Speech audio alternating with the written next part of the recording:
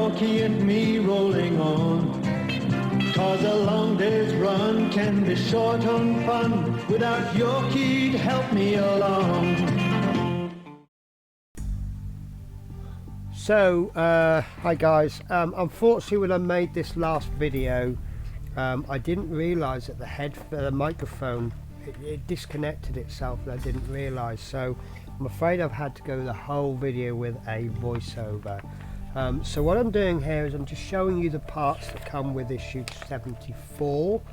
Now I'm not going to open them straight away because the first part of the build is finishing off the chassis. So I'll try my best to try and sync everything up, but stage 1, thread a 105mm pipe through the pipe holders. Note that there is a hole in the left chassis near the tanks. Now there is an arrow, so what I'm doing here is I'm just measuring the pipes, because I have a new rule that I'm measuring before and after I deal with the pipe because of the mess I made in the previous issue.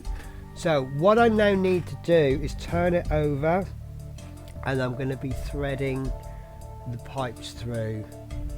And now I need something interesting to say while I do all of this. Now it was tricky because I did glue the pipe holders down. I think I may have glued them a little tiny bit too tight, and it made it very difficult to get them through. So you'll see me messing around with the tweezers quite a lot, and it makes it very difficult. So I tried different ways of doing it, coming in from one side, coming in from another, but as you will see, it is quite successful in the end.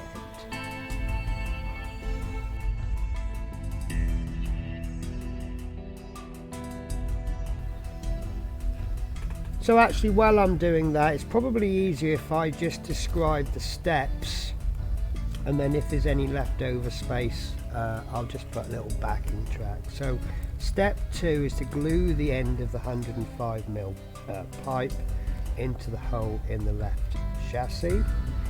Then stage 3 is to thread the last 105mm pipe just through just one of the pipe holders in the second gang, as shown. Fit the end of the 105mm pipe into the peg on the fuel pump. And then stage 4 says this shows the last 105mm pipe fitted in place on the peg of the fuel pump. And stage 5, turn the assembly round so that you can access the inside of the right chassis.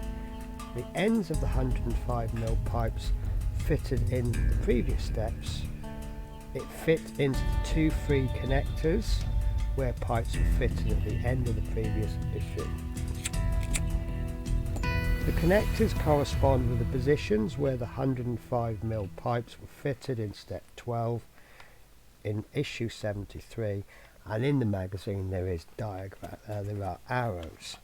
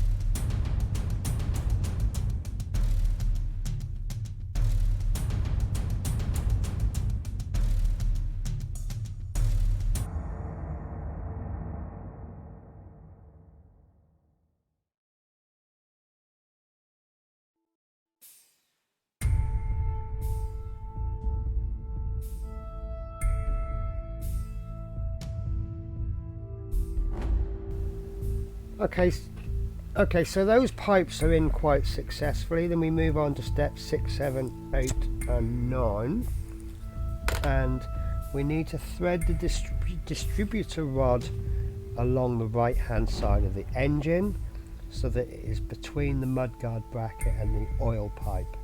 Note the hole in the chassis near the flange on part 7304. Now I did struggle with this. It took me quite a while to figure out the orientation, how the parts were fitted, but I did get there in the end. So, stage 7, fix the flange on part 73.4 in place on the side of the chassis with the DB03 screw. Once that's in place, we move on to step 8. Fit the pin 73.6 through the hole in the arm on the other end of the gear distributor rod. The smooth end of the pin should be towards the centre of the model. And then stage 9, fit the pin into the hole on the arm of the gearbox. And then that's the model complete for this stage. And then my next piece of voiceover will be when we move on to the next step.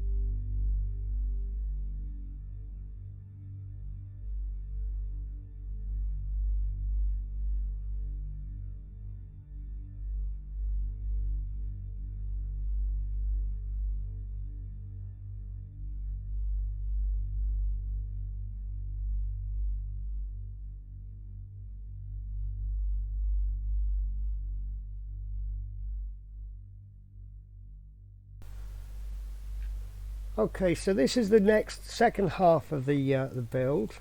Now, this is the point where I discovered that the microphone wasn't working. So you will see that I've actually already started it, and the piece that I've done is to fit the right hand light into the opening in the right hand. That's actually the piece already fitted, but we'll need to pop that in, and I'll go through it in a bit more detail in a minute because I'm going to do the parts checklist. So this second part that we have, the part I've already picked up. Right, so this is part 3, which is the headboard backing. Then the Eddie Stobart Limited part is the headboard, and then we have the headboard housing. So moving on, I've already popped the first stage in, and what we're going to do is we're going to get the we've got some screws and things as well. So what we're going to do is we're going to take the trying to find exactly where we are. So we've done the right hand side, so we'll do the left hand, and the left and the right are exactly the same. So as you can see there, the right hand side is in, and I'll describe the left, which is exactly the same. So we take the left hand light and we pop it into the housing in the left hand end of the headboard housing. Again, the raised screw socket fits into the larger hole, and the peg is located in the smaller hole. And then once we've done that, we're going to flip it over and we're going to fix in place with the DP8 screw. Nice and simple, nothing complex. This is a real nice change from doing the chassis. Don't get me wrong, I really enjoyed the chassis, but I think we've been working on it for so long, I need a break from it. So next we're going to take the headboard, piece number 4.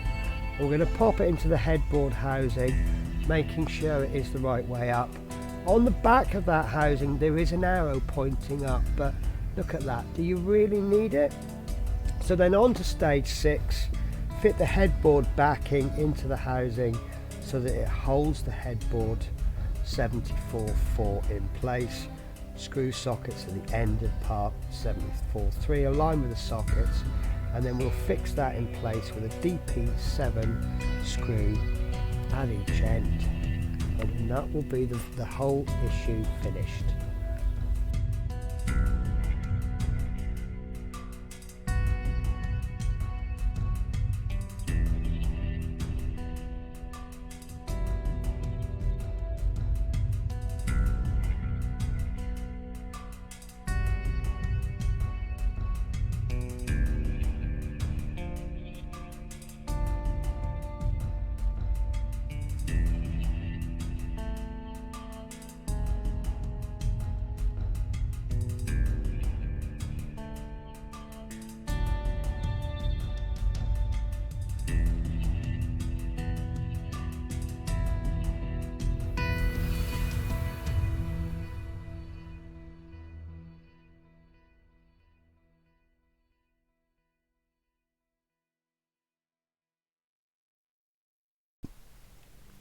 Okay guys, so that pretty much is the end of the build. So I'm going to sign off now before the end credits come up. So in the next video I'm going to be doing issue 75, the dashboard, and 76, fitting the glove box, and then that will make a nice real change, and there might be some short videos as well. So I'm going to sign off before the credits come. Take care guys, bye bye.